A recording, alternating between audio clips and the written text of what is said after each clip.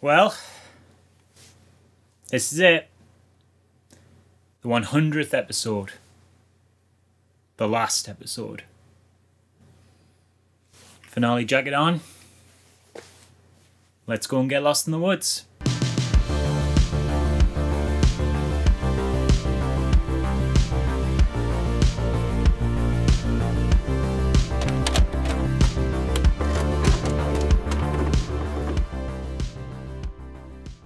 It is impossible to overstate the importance of the Blair Witch Project. Though in many ways a quite divisive film, a lot of the movies I have covered this month simply wouldn't exist without having its giant shoulders to stand on. In fact, in a nice full circle moment, I was told by Jed Shepard, the writer of Host, which was the first movie I covered in this month-long marathon, that the Blair Witch Project was a huge influence on Host and his love of movies in general. I think there's something nicely poetic about that, getting to close this month's discussion on the film that influenced the one I opened it on. I might be a little overly sentimental today, but I think that's a nice statement on the power of good art. And what good art Blair Witch Project is. This found footage phenomenon might not have literally invented the technique, but it brought it into a horror format in a way that, especially at the time, felt so realistic, so grounded, so utterly believable that audiences the world over were absolutely terrified of this thing. Written, directed and edited by Daniel Myrick and Eduardo Sanchez on an absolutely shoestring budget, it went on to become one of the most successful independent films of all time. And still, even now over 20 years later, it sits comfortably within the top 15 of those rankings. Presented as literal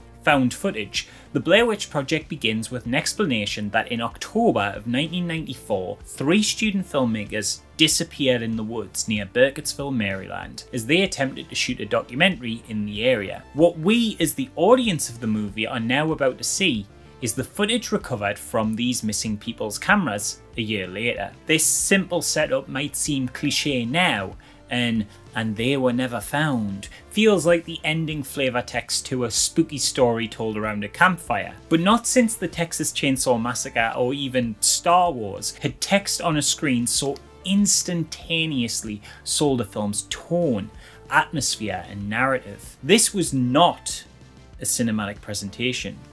This was the real deal. What you have to understand with the Blair Witch, what is so integral to its success and cultural impact, is that, and you might roll your eyes at this now, people truly believed this was real. There will be a lot of you who hear me talk about this film today for which the Blair Witch Project just doesn't land with them. If you're a younger viewer coming into this thing who's grown familiar with the repertoire of found footage movies that followed and built upon its premise, then you're also someone who has grown up in a post-Blair Witch world, where we have collectively come to a level of media literacy where found footage as a filmmaking technique, and not just as in the literal meaning of footage that has been found, is a concept now wedged enough within the cultural consciousness that no matter how convincing, grounded and realistic something was depicted, if it was flogged on a DVD or could be seen in a cinema, we would have a hard time believing it to be real. Nobody thought Paranormal Activity was real. Nobody thought the Poughkeepsie tapes was real. Probably these days, if you managed to stumble upon actual disturbing and interesting found footage, you'd have a similar issue to yesterday's movie protagonist from Butterfly Kisses,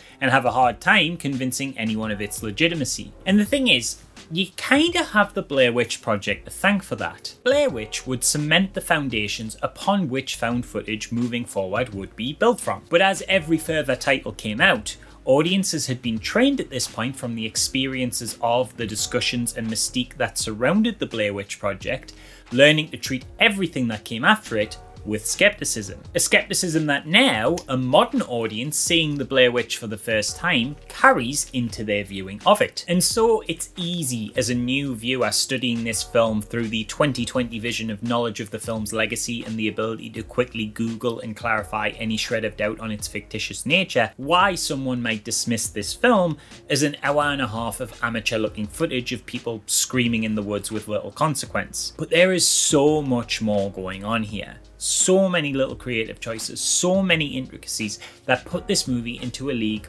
all of its own, that nothing will ever match. As previously noted, there had been found footage horror movies before. There was Cannibal Holocaust, the first guinea pig movie, and UFO Abduction, which all predate Blair Witch by at least 10 years. And although these would occasionally generate their own air of uncertainty about them, famously the director of Cannibal Holocaust had to summon the actors of the movie to court after he had been charged with their murder to prove that he did in fact not literally kill them for the camera. And random fact, Charlie Sheen once reported the second guinea pig movie to the FBI when he saw it and thought it was a legitimate snuff film. But with those prior movies, they didn't have the same impact as Blair Witch. Cannibal Holocaust was kinda too big in scope, I think, to be believable to the world at large. There was a framing device around the found footage element depicted with traditional cinematic language and scripting, and its content was also just too exploitative to interest a wider audience anyway. Something that also could definitely be said about Guinea Pig. I mean,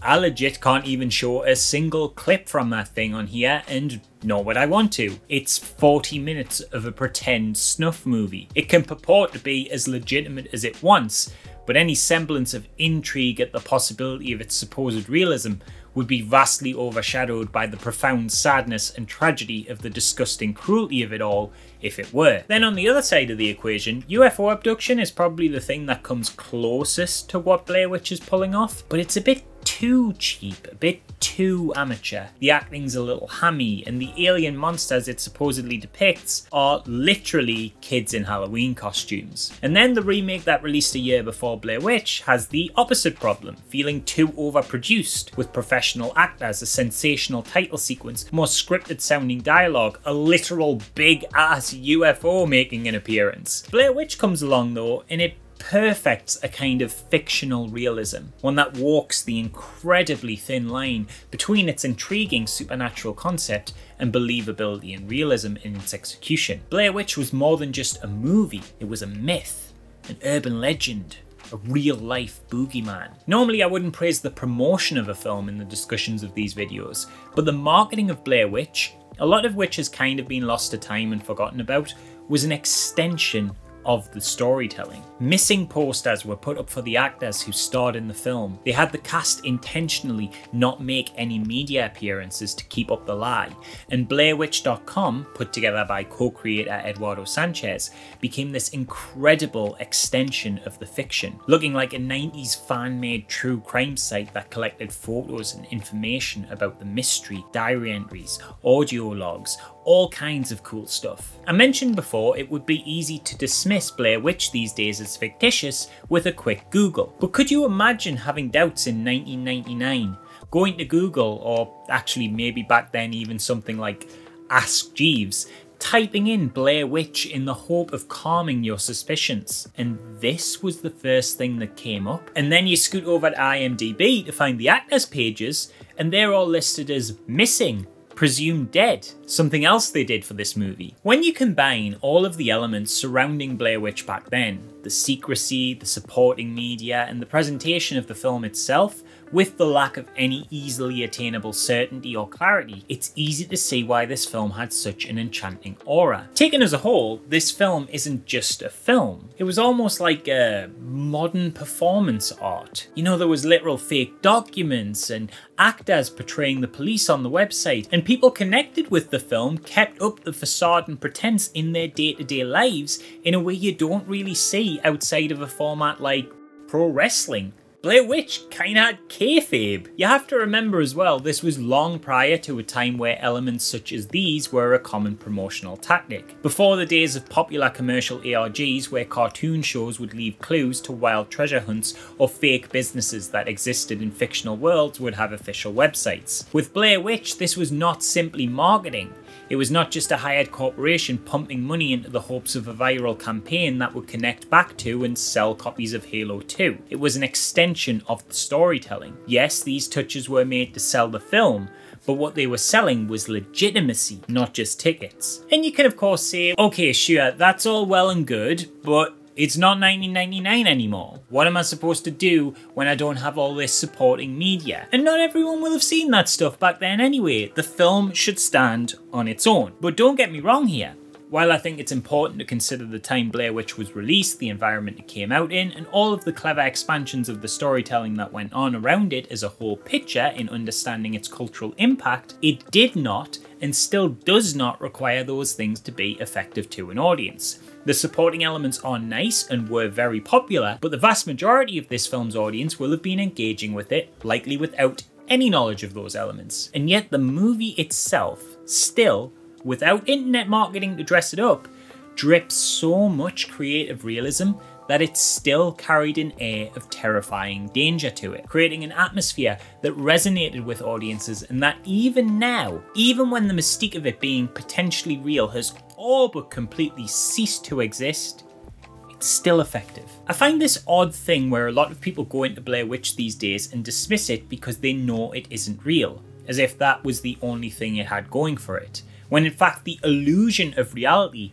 is still done to such great effect that if you're willing to suspend your disbelief and not concern yourself with the knowledge it is fake, in the same way that you wouldn't concern yourself with the knowledge that the T-Rex in Jurassic Park is fake, then it's perfectly possible to get swept along for the ride all the same. So well crafted is the pretense that it simply becomes an immersive and unique quality of the narrative, and not something that needs to be investigated. The film pulls this feat off with a wondrous 1-2 combination knockout punch of its quote-unquote amateur aesthetic and some of the most incredibly believable and naturalistic performances ever put to film. The film begins, after the found footage text explanation, by opening on students Heather, Mike and Josh, portrayed by Heather Montague, Michael Williams and Joshua Leonard, who kept their real names as their character names, both to give the actors the ability to form more natural relationships and conversations, as well as add an extra level of verisimilitude. These three actors, after all, would be reported as missing, presumed dead on IMDb, so it makes sense if you want to keep up the illusion, they need to have the same names as the characters who in the film go missing. The three leads are travelling around Burkittsville, Maryland, collecting interviews relating to the myth of the Blair Witch, a supposed supernatural figure who lurks around the woods near the area, allegedly responsible for a bunch of missing children. During the interviews, the locals speak also of serial killer Rustin Parr, a man who killed 7 children, taking them in twos into the basement of his house in the woods and making one face the corner wall so they wouldn't watch while he killed the other, until eventually he came down from his home into town to tell everyone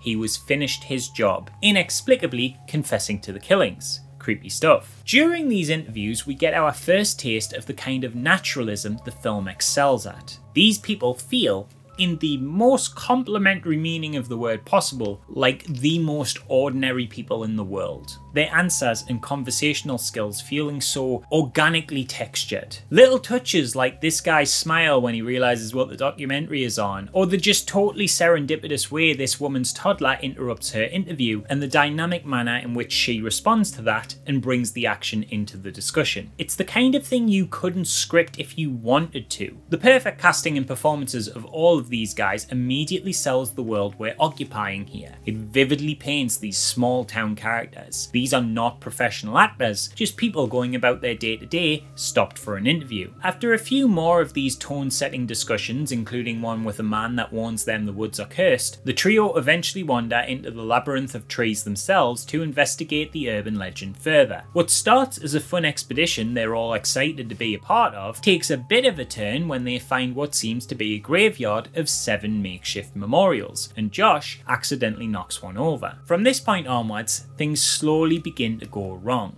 The gang get very lost. When they camp for the night, they hear sticks snapping as if something is wandering around outside and stalking them. Their map goes missing. Tensions rise and they start to grow frustrated with one another and argue and fight. As their situation grows more dire, it also becomes more disturbing. They find strange stick figures in a series of trees as if placed in a ritualistic manner. They wake up to 3 new makeshift graves placed outside their tent. They hear children laughing in the night. Something shakes their tent. The film continues to ramp up and up and up until by its conclusion, one of the group, Josh, goes missing, and when Heather and Mike investigate, they are drawn to the abandoned ruins of the house of the previously mentioned serial killer, Rustin Parr, a house where down in the basement, Josh faces the corner wall, just like the children in the stories. At this point, something unseen attacks Heather, and the film cuts to black. There is so much of the Blair Witch that is a mystery. We never see the witch. We never truly understand how Rustin Parr links in with all this, and why Josh can be seen imitating the same action the children took at the end. We don't know what the stick figures in the woods mean, but all these unanswered questions are part of the film's strength, giving it not just an intriguing mystery, but also lending the film even more of that sense of legitimacy. Because we're watching the story of people who went looking for answers, but were cut short of finding them. Of course, we don't find anything out, because what are the odds they would have? Too much of an explanation for any of the elements of this film, and you would have seen the clear scripting behind it, a clear fiction hiding beneath the surface of the pretense of fact. It's precisely because we don't entirely understand what we see that makes it both compelling and believable. And speaking of believable, my god, these three main leads, man, just wow. I mean, they literally cannot be praised enough. They are just perfect. They are literally perfect performances in that they never once feel like a performance. Everything from their initially friendly banter to their growing frustrations with one another to the collapse of their emotional states and their fear, it's all just so perfectly grounded. And it adds immensely to the fear factor, as between the three of them, they really capture the anxiety of the situation, the terror of becoming completely, utterly, and hopelessly lost. Obviously, the performers deserve all the flowers in the world for what they've pulled off there, but Myrick and Sanchez did make some creative decisions in their directing that certainly helped with this development. Script-wise, there was no hard lines to follow, just a scene structure and overview of the key plot beats the actors needed to hit so that the words could flow more organically and in line with how they would naturally speak. They'd also only give the actors information that specifically their characters would know, and nothing else, creating scenarios where when they received information, the actor was often becoming privy to the info at the same time as their character was, in real time, and within the confines of this fictional narrative. Like, for example, a significant plot point is that Mike kicked Heather's map into the creek in frustration when they had gotten lost. Nobody on set knew this apart from Michael, until he reveals it while in character. So the shocked reaction of the others in the group is partly genuine. The directors would also sometimes subvert this information to enhance uncertainty. For example, they might do something like tell everyone, okay, in this scene, Michael goes missing from his tent in the night. We're gonna come get him, then you guys wake up and react to him being gone. Then they'd turn around and take Josh in the night instead, so both Mike and Heather would emerge from their tents genuinely surprised. In a scene where Heather apparently sees the witch and flees into the forest, the audience don't witness her pursuer. So this could have been done without anyone being there, but Myrick and Sanchez elected to have a figure the cast were unfamiliar with chase them through the woods, so they had something to react to. There was so much planning and intricate work that came together into making this film's central illusion, an illusion that, if broken, could make the entire movie fall apart at the seams, completely shattering any suspension of disbelief. Any off performances, any plotting that feels a bit too much like plotting, any shot that looks either too amateur or too professional, things that might be minor blips on a traditional movie, here destroy the film's central conceit and any evocative power it may have over an audience completely. As those of you who watched yesterday's video will know, I actually spoke to Eduardo Sanchez about his experiences making this film and the challenges around the creation of films within the found footage genre. Hey Ed, welcome to the channel. How are you doing? I'm good, man. Thanks for having me. I'm excited to be here. Let's get into the nitty-gritty of how you go about making something like this. I think found footage as a genre is really appealing to a lot of new filmmakers, a lot of indie filmmakers, because it feels like something you can do. And there is more to it than pointing the camera and shaking. One of the things Blair Witch does exceptionally well is it crafts these really natural performances. How do you go about getting dialogue and a kind of banter and a kind of script and that flows so much like that? Do you want to talk a little bit about that? Yeah, I mean, it was the number one kind of rule we set for ourselves was that we didn't want anything in the movie to betray the fact that it was fake. So early on, we're like, okay, we can't have anybody recognizable because obviously that would make it fake. We decided that, we weren't going to have any music because that was kind of cinematic and it'd just be weird to put music on something like this. Yeah. And a lot of found footage films do use music now. Oh yeah, no, I mean, I've done found footage movies now. The last two I've done, are music. I mean, found footage has evolved. Yeah, you know what I mean. But back then, there was no such thing as that, and it was kind of like, so we were, there was not going to be any crazy lighting in the woods. The lighting was just going to come from one source, or flashlights. Like basically, what would they have out there if they are shooting? Then they would have some kind of light with a battery belt to kind of provide a little bit of power for, for night stuff, so everything was tailored to make it realistic that this really happened. In fact, even like using, their own names, their real names, Heather, Mike, and Josh, because we didn't want anything to interfere with like their banter. Like we didn't want them to be thinking of a character. We wanted just them to be thinking of themselves, so that there's discussions about, we just leave them alone for like, a couple of scenes, we go away, because we definitely wanted it to be a 360 kind of environment for them. We didn't want, it had to feel like real footage of these people just lost in the woods, the good and the bad, that's why it's so shaky and it looks terrible sometimes. And you don't even see the people talking, And it's interesting as well because, a lot of people kind of put the found footage genre as like, oh, it's an easy way to kind of get away with mistakes, like, because you can just kind of say like, oh, that's just what the footage looks like. But,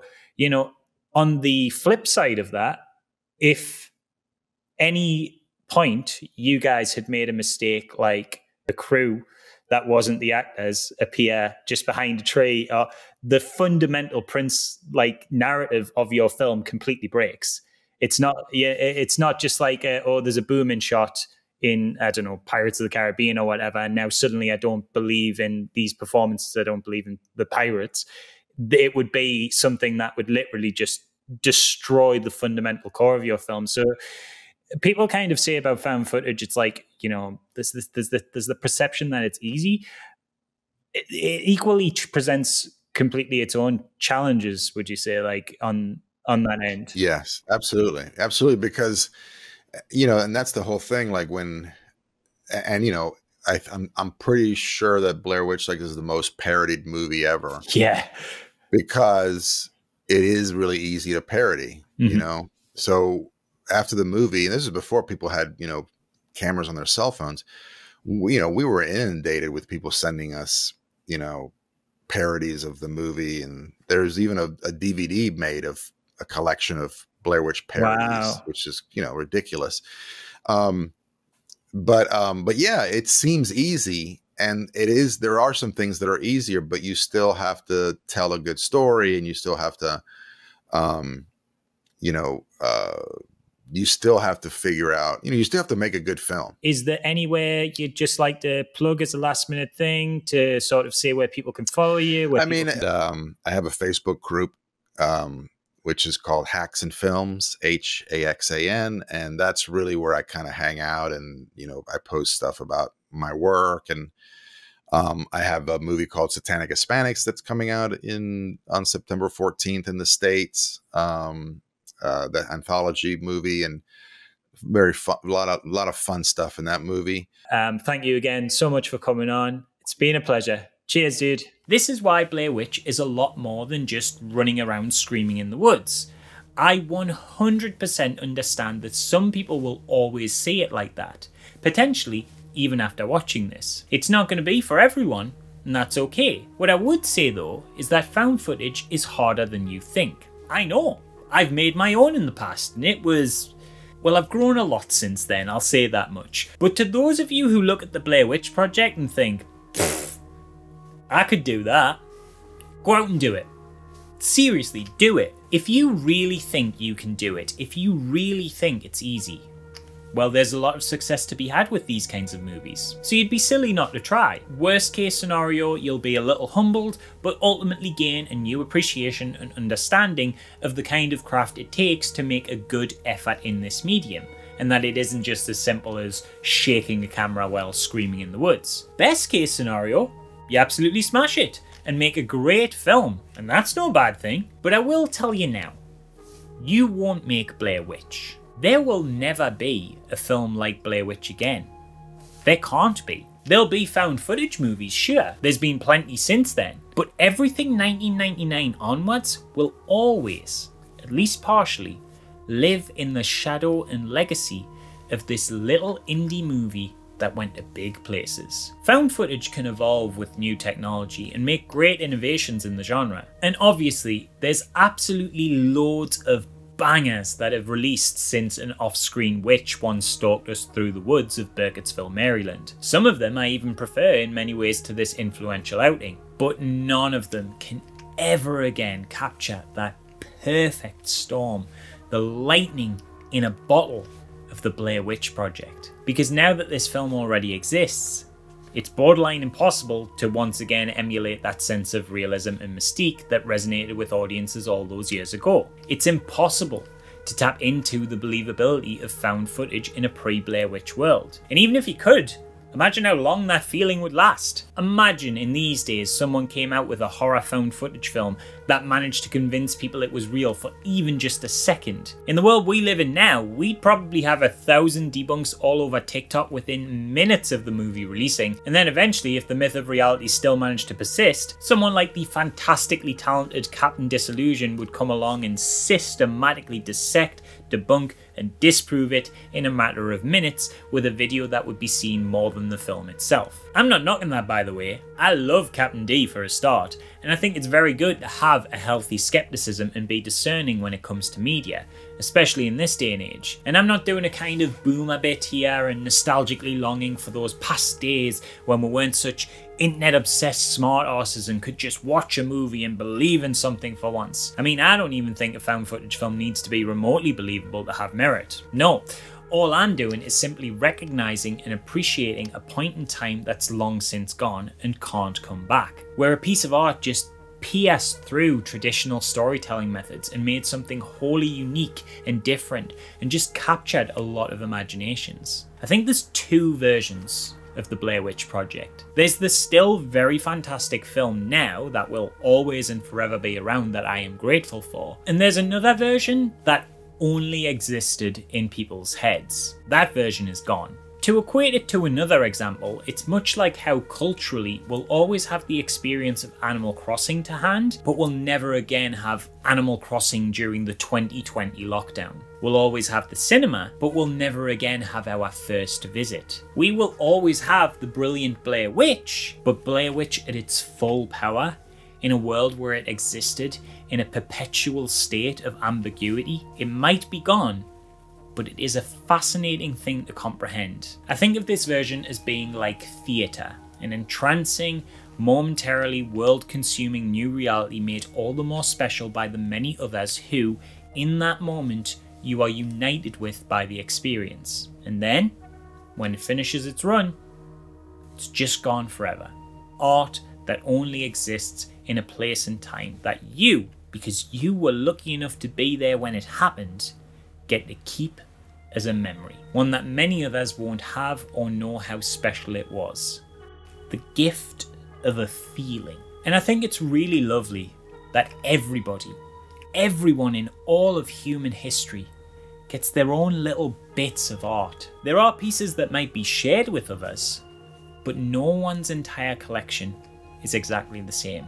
Everybody gets their own little gallery of magic, and as a horror-obsessed nerd who just appreciates how cool that is, I'm glad one of my gallery entries is the whispers of schoolyard rumours that the Blair Witch might be real. And that is the end. That is one more episode of Wholesome Halloween down. The last episode of Wholesome Halloween. I have a few things that I want to say before we fully finish here. But before I get to all that, I don't want to end this video and my goodbye on this whole saga with plugs. So, you know, I'll get that out of the way now. Subscribe to my OnlyDans, like, comment, you know the drill. And I'll just quickly say a couple that are the most important ones for me right now. Top priority to mention, obviously, is if you can help with this month's big charity efforts by donating to Trans Lifeline, that'd be sick and so cool of you. And secondly, if you've enjoyed any of this month, if I could ask a personal favor, check out all the links and stuff in the description. Obviously, lots going on this month, but if I can just quickly pick the two that are most important to me right now and that have the potential to help me massively. Firstly, if I'm still in Face of Horror at this point, holy crap, we'd be actually approaching potential winning zone here. So please vote for me daily at the link in that one if I'm still in. I'm probably not, but if I am, holy shit, get those daily votes in and keep voting until the competition closes. And secondly, if you have even a passing interest in horror games and a potential horror game documentary that I would be involved in, then please, if you could spare a minute, answer the survey about that in the description. I would crazy appreciate that right now. You don't know how much that will actually help me. Also, just so they're not tacked on at the end, I have quite a few people who really helped this month that I want to thank. Firstly, since he's in the video you just watched, I want to specifically spotlight and thank Eduardo Sanchez. Really lovely guy, was super patient through a boatload of tech issues. Standard thing applies, you can catch my full conversation with him on Patreon. Make sure you follow him. He's genuinely one of the most significant figures in horror, and he's also just like super talented in all the genres. He's directing like Star Trek and stuff now. Just, yeah, he's cool. Go check him out. And I'd also like to extend a huge thank you to Sinclair Artist for the wonderful title card they put together, Alec Hugel for his wonderful t-shirt illustration, Lines in Motion for some of my thumbnails. If there's any thumbnail that's particularly brilliant this month, it's a safe bet they did it. And if there's crap ones, yeah, those will be mine. Thank you to my incredible partner for not only putting up with me disappearing once more into a word processor for several months, but also for the unbelievable VHS art she drew for all of the title cards. Thank you to all of the fantastic interview subjects that, pending any scheduling problems on the final one still to come or any upcoming technical issues, you'll have seen in all of the previous videos this month. So that's a big thank you to Jed Shepard, obviously Eduardo again, Andy Nyman, Mia Moore, Daisy Mathis, Sean Nichols, Ninian Doth, MJ Gilbertson. You all absolutely rule. I want to give a special shout out here to Lady Zillennial, who really wanted to get involved with this project, and I really wanted her to be involved too because she's a fantastic YouTuber, but unfortunately I couldn't end up fitting her in.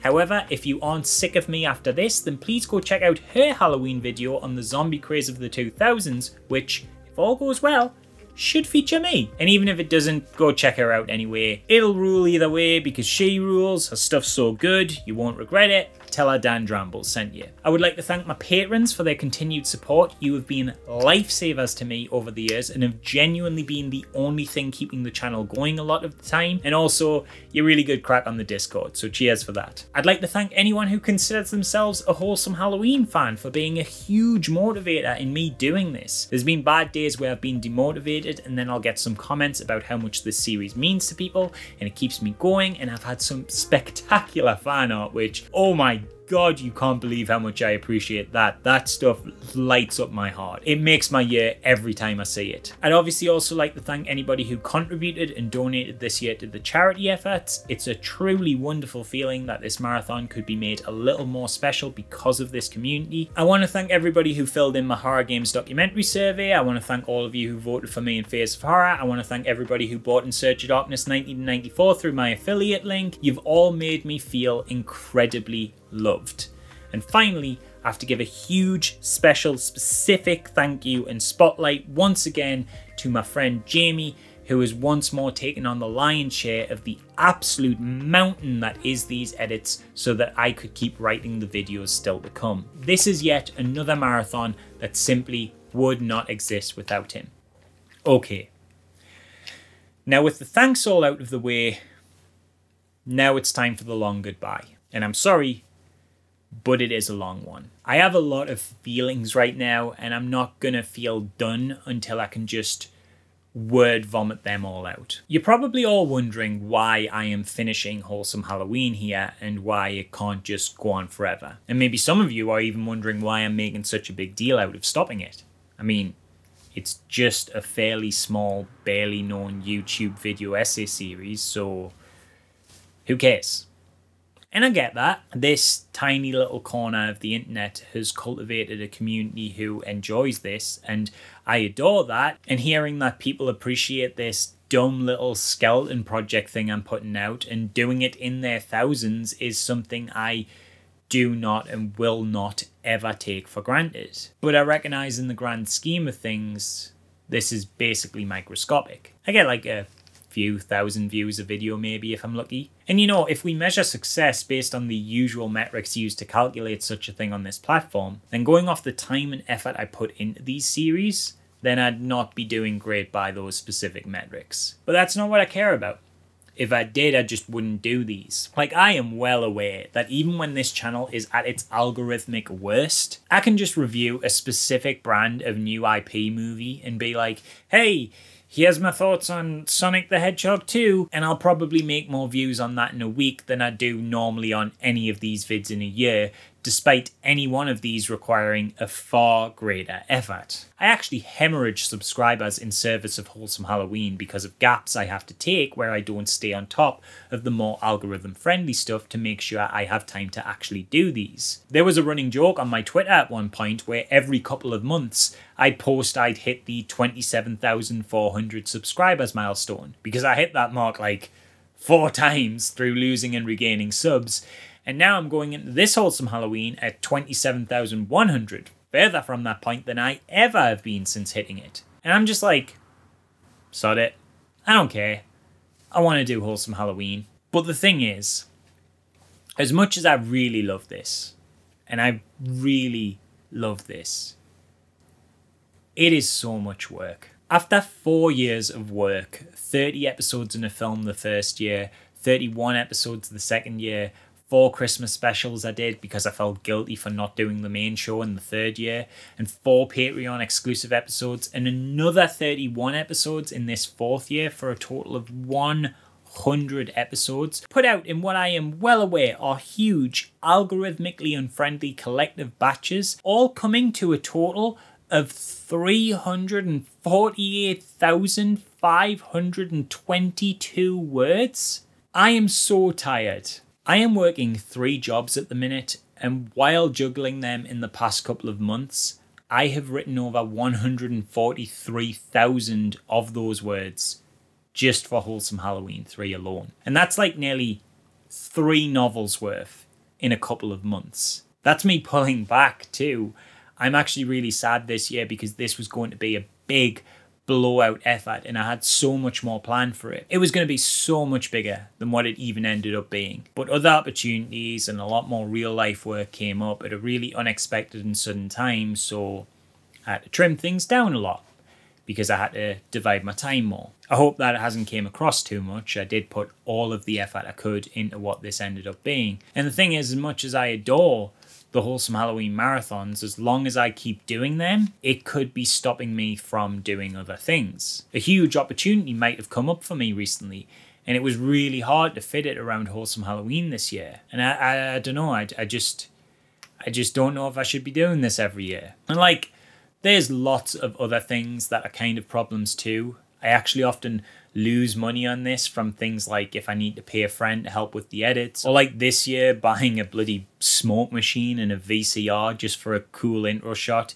even though the whole month was going to be for charity and I won't see a penny from it to reimburse those costs. Like, realistically, with the way the world's going on, that's not something I can afford to keep doing. And if I can be completely honest with you all, I also get real weird with it sometimes. Like this year was going to be the first year that I wasn't still writing and filming this thing into the October. It was still September and I had almost everything written and recorded, and I was way more prepared than I had been simply because of necessity rather than organisation, just because I knew my October was going to be crazy busy with work. And I only had this video, the one that you're watching right now, left to write and film. And I found it really hard to just push myself through that last hurdle, because I knew I'd have to write this bit you're hearing me say now, and that felt genuinely kind of difficult for me. And so what ended up happening was I finally got to writing it on September 30th, knowing that I wouldn't be able to do any work on it on the 31st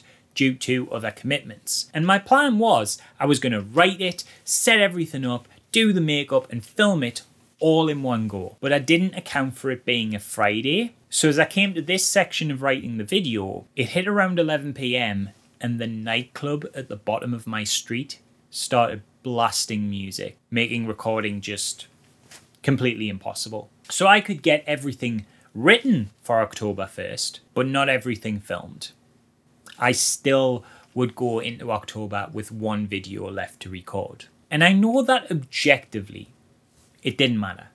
This video wasn't going out until Halloween. I still had plenty time to shoot and edit it. But because I put the idea in my head of you are going to go into October with everything written and filmed, it'll just be the editing and thumbnails left to do, when that didn't happen, even slightly, it proper bothered me. The thought of not getting that last video just recorded completely hung over me all weekend. And that feeling didn't get better up until this recording right now, when I could fix that. And that's totally all to do with my autism, I'm pretty sure, but still, that's not healthy.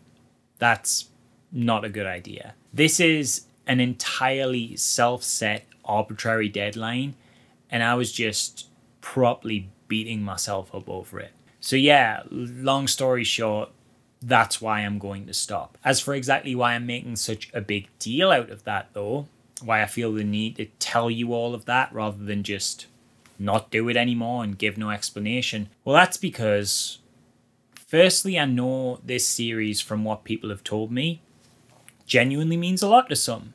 And I wouldn't want to suddenly take that away from anybody without explanation. But honestly, more than anything, I'm making a big deal out of this because to me, it really is a big deal. I don't care that these vids get a handful of 1,000 views each. I don't care that I make no money on this. I don't care that it's probably some of the worst performing stuff on the channel and maybe even a big reason for my channel's stagnation when it came to the algorithm pushing me all those years back. I do this because I feel like I need to. Again, it's definitely the old autism at play there, but like, legit, I love horror. I love that I can talk about horror for literally hours and hours and days on end for hundreds of thousands of words. I just really love horror and art and what that can mean for people and what it has meant for me. I've said it before, but horror to me is so important because it feels like a genre that's maybe the most honest. It can go to the dark places that are uncomfortable or difficult, but what I really love about horror is that when it holds your hand and takes you into that darkness, it lets you know that you can handle it, that you can get through it. I don't want to overshare too much here, but that's a thought I've really needed recently. Last year was, to put it bluntly, the single worst year of my life, without a doubt. And the year previous was in many ways not much better. It was a very, very, very dark time for me, and a time that, bizarrely, a good deal of horror that kind of covered a lot of the stuff I was dealing with was a huge factor in helping me get through it all. And not to say that this was a top priority in my life at that time with all of the horrible shit going on then, but last year, when I had to not do Wholesome Halloween, was gutting. I was really upset about that. I was in absolutely no state to do it. It would have been a totally stupid thing to take on at that point in my life, and it was absolutely the right decision to not do it. But that didn't make it any less disappointing for me, especially because I didn't get to warn people, if that makes sense. I felt like it was just expected because I'd done 2 in as many years that obviously a third one was a done deal. And I genuinely felt that by not doing it, that I was letting people down, which I know now is just another symptom of a dark time period for me and a sign of an unhealthy brain, but that's still very much how I felt at the time. And that guilt was literally the only reason you got the Christmas episodes last year. I'm proud of them, and it was a lot less work than usual, a lot healthier workload, but to be honest with you, I probably shouldn't have even done them. Going into my first Christmas without my dad after a horrendous and unexpected tragedy was not the right time to be thinking about, oh, I have to deliver Christmas content to patch up that hole of guilt from not delivering Halloween content. I mean, just listen to what I'm saying there. That's poison, man. That's YouTube poison. I wasn't in a good place then, but genuinely, I felt so bad about missing a Wholesome Halloween that I couldn't help myself. It wasn't just that I missed it, it was also just that in the headspace I was in at the time, it felt like something I might never have had the willpower to come back to, and it just felt so unfinished. Again, this is very much the autism talking. I know this sounds stupid, but I have a thing with like patterns and neatness in numbers, and I specifically really don't like the number 6, like in a really weird way. I don't know why. I know that sounds insane.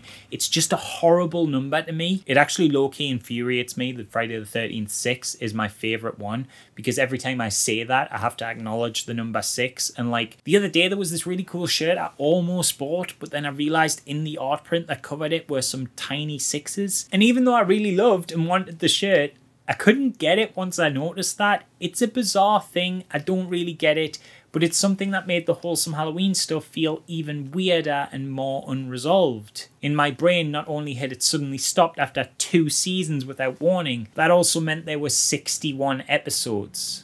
And then even after doing the Christmas specials, we were still in the 60s, and it just felt wrong and unresolved. And I didn't like it. And again, the way I was mentally, I wasn't sure I was ever going to have the energy to do one of these again. And I just couldn't have it end like that. Just disappear after a random number of either 61 or 65 episodes and 2 seasons.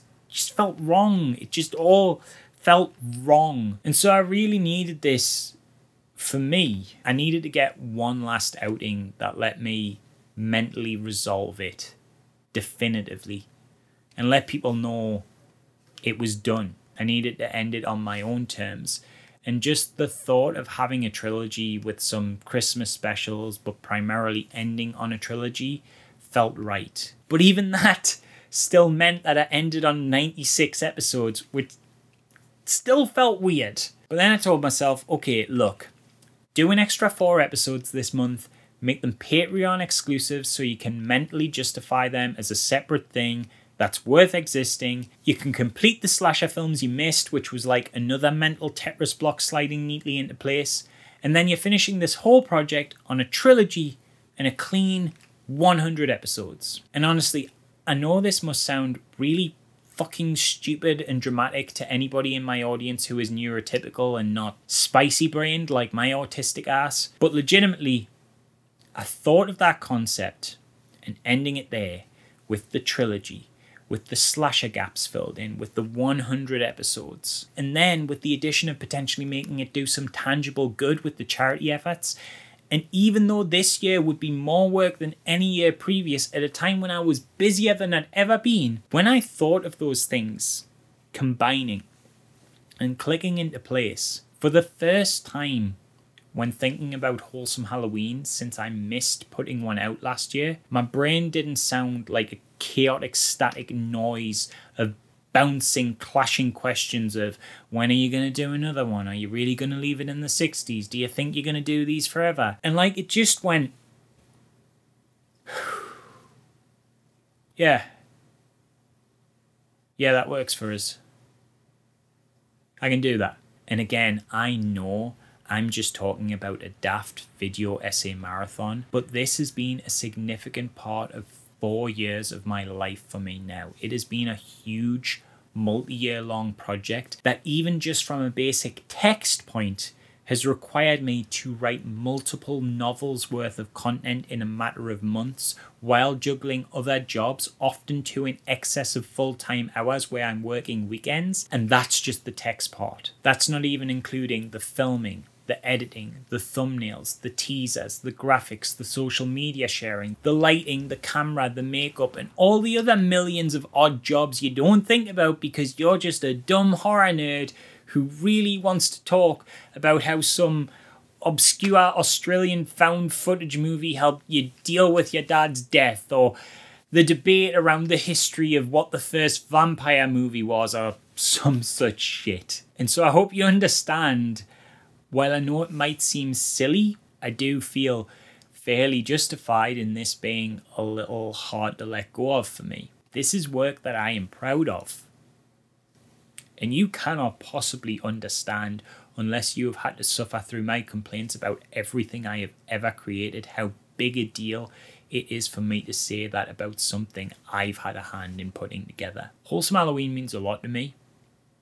It might be some of my least viewed stuff, but it's also the stuff that seems to evoke the biggest reaction. The amount of comments, the amount of people that get excited for it, the overwhelmingly positive community that is formed around it on an overwhelmingly negative platform. I've got fan art off the back of this. This shit makes me cry happy tears when I see it. I've been requested on podcasts. I've had people fly from another country to see the film that I put out at the end of the first one at a tiny little festival. It's now given me opportunities to meet and speak with filmmakers whose work I deeply respect. It opened up the door for me to start working with the In Search of Darkness guys, who I've been a fan of since before this started. It's been tough and stressful each marathon trying to hit the daily deadlines every time, and I've ran into multiple progress losing tech issues during the course of every one of them. There's times I've been so tired and exhausted and just done with it. But more than anything else, it has been amazing. It has truly been a privilege to get dressed up as a skeleton in my silly little skeleton jacket with my silly little skeleton face and say my silly little skeleton words and just get to gush about horror and be heard. To just excessively autism dump all of my joy around this subject and be able to share that feeling even a little bit with thousands of people all over the world is incredible. And I don't take it for granted. And the idea that with this one, I can take that joy and hopefully physically morph this unbridled love of horror into an actual physical good through using it as a vehicle to help raise money for a worthwhile charity is really special. Like, I started this whole project to try and put just a tiny little bit of good out into the world during a bad time when the pandemic lockdown was happening, just to give people a daily thing to look forward to and give them a slice of Halloween when they couldn't get their usual one with friends and family. And now to have that initial sentiment evolve into not just a little good, but a big good, is very fulfilling. Once again, I have no idea or any way of knowing how many shirts we've sold at this point or what the number will be at the donation link, but I have wrote this video after the teaser went up and we immediately smashed through what was supposed to be the entire month-long goal of $200. That's just absolutely blew me away.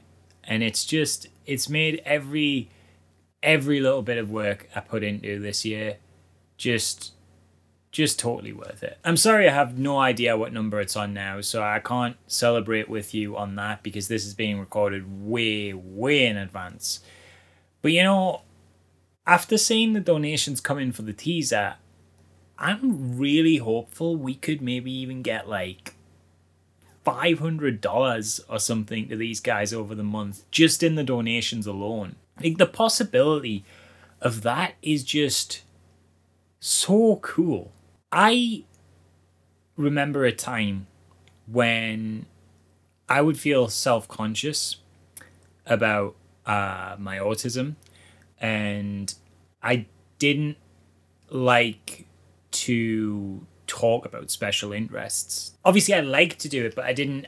The gushing was something I was very self-aware of that made me feel annoying. And certainly enough people told me that. But now, you know, through YouTube and through better support systems and also just through this series, I've really come to accept that part of me that will just be passionate about something in a completely unashamed way, because you shouldn't be ashamed of your passions. And I'm at a point where I've gone from self-conscious about gushing my special interests because I'm worried I'll upset people or annoy people. And now I can just gush about horror and it objectively helped people. I mean, that feels like a borderline superpower. I love all of this, but it is still such hard work. And right now, for my own sanity, I feel like that work has to be done. I don't know that I'll ever do anything like this again. I'm not saying there won't be big projects after this. I'm literally working on one right now, and in many ways it's quite a bit bigger. And I'm not going anywhere off YouTube either. I'll have a bit of a break after this, of course, but I plan to do a lot of other stuff on the channel. I want to do more stuff with horror games specifically, as that's another huge passion for me. But unless there's some crazy, ridiculous circumstances where it somehow makes total sense to put out massive, high-effort, 30-minute to an hour videos every single day in rapid succession for an extended period of time and incorporate costumes and lighting and custom illustrations and intros and graphics and everyone, I don't think that will ever happen again. I don't think this will ever happen again. To be honest, I really shouldn't even entertain the notion of there being a circumstance where that would make sense. I really shouldn't even leave that possibility of that door open at all for me, because I know what I'm like. I should just say that I'm definitely not going to ever do it, so I can fully put that out of my brain. But I can't help myself. I don't want to rule out anything completely. But I am going to really try and be sensible and not just go crazy overboard and work myself to death because I want to push out Wholesome Halloween 4 or whatever, just because I got hyper fixated on a cool theme idea or something. Nah. It's done. I don't mean to be dramatic, but it has sincerely been an honor to give you a trilogy of 100 episodes of my pure enthusiastic passion for something I love very deeply. It has been rewarding, it has been fulfilling, it has made me feel comfortable in ways that I didn't feel comfortable before I did this. It made me understand that enjoying things is not a sin, and it's not annoying, and it doesn't matter if you really, really, really, really enjoy them like I do. Like, nobody should make you feel ashamed for that. It's a good thing. And I'm almost like annoyed at a younger me that was made to feel bad about the things that made him feel so good. And I know I'm going on a weird tangent now, but it's really kind of put things into perspective for us when, you know, I used to feel self-conscious about getting too excited about things and yammering on and just thinking I was really blabbering and just really bugging people. I've had some really bad experiences with people kind of turning around and, you know, telling me to shut up because I'm just so annoying because of stuff like that. And then to kind of come into this and come into Wholesome Halloween and just have an outlet for that desire to just be like, here's all the things I love, and I just really want to talk about them and not be met with derision, but just you guys being so sweet. You've all been great. And I've really appreciated the fan art and the comments and the enthusiasm for it. And it's just, you've made a young little autistic boy who is now an adult, but referring specifically to the the boy I was. You've made that young little autistic boy feel a little bit less alone in the world, even as a grown-up. And I appreciate that. I've rambled a bit. I've waffled. I've gone very off script. So basically, just want to let you know, this has been a blast, and I've really appreciated all of your guys' enthusiasm for it. And with that, I just want to say that I've been Dan Drambles, and you have watched Wholesome Halloween.